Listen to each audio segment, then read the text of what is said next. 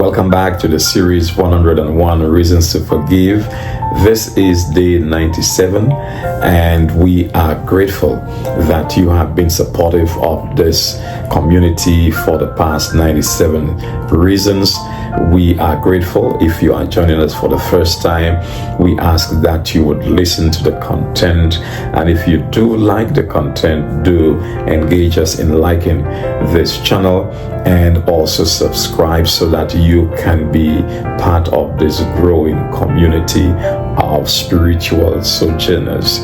Reason 97 for forgiving. Why is forgiveness so important? Why should we forgive?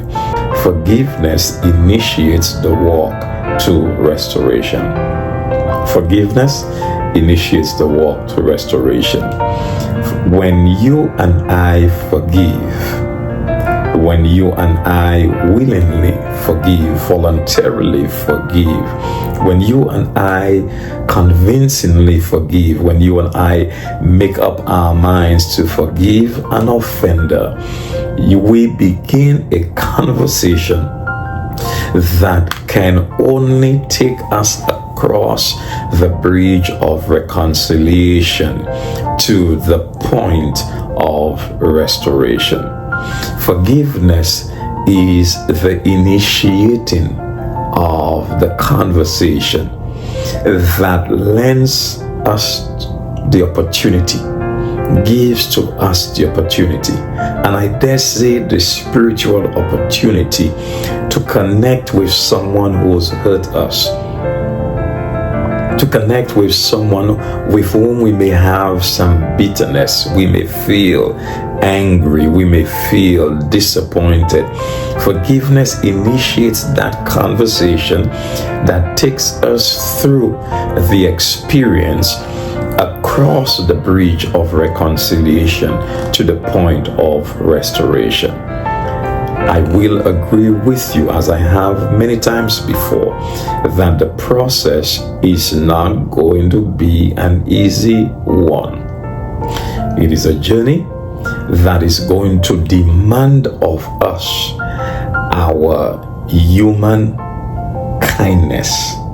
It is going to demand of us what is within us. Our personality is going to demand is going to bring out of us who we are. Yet reconciliation speaks of the willingness of the offender and the offended to walk across that bridge called reconciliation to the point where restoration is possible.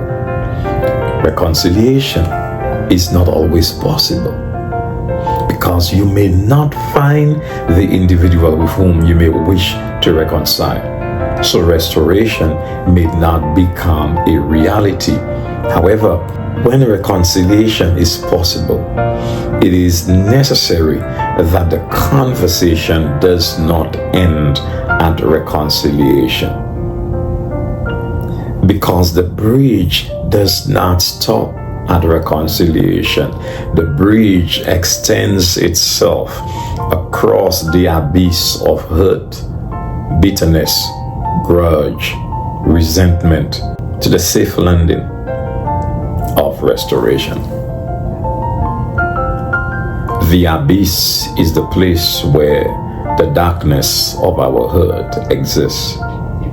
The abyss is the place where the bitterness dwells. The abyss is the place where the unpleasant memories lie.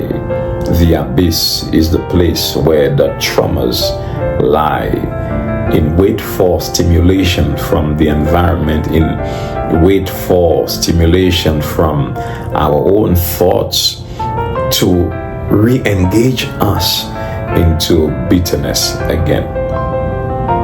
When we walk together across the bridge of reconciliation, as much as is physically, emotionally, and spiritually possible, we find ourselves on the other side where we can sit at the same table, walk together, eat together, rekindle a friendship, understanding that the scars exist, yet restoration understands. Forgiveness made it possible to rekindle that friendship. Here is a principle that we often forget. I've had to learn it. The principle of forgiveness begins the process, sustains the process through reconciliation, and it is the only principle that is going to initiate and sustain restoration. If restoration is ever going to be possible, it can only be done through forgiveness. It's a tough journey, but it's a necessary journey. It's a humbling journey, but it's a necessary journey. It's a demanding journey, but a beneficial one.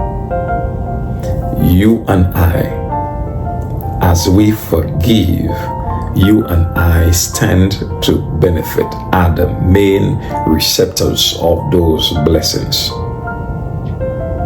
For forgiveness is for us, the forgiver, and not the offender. Forgiveness benefits the offender. But unless you and I forgive the offender, you and I will not grow as we ought to. Affirm with me today that you will consider the benefits of forgiveness, not just for forgiving, but for reconciliation and restoration, as much as is possible for you. Consider the process of forgiveness, reconciliation, and restoration. Thank you for joining us again today. We look forward to you joining us again on day 98.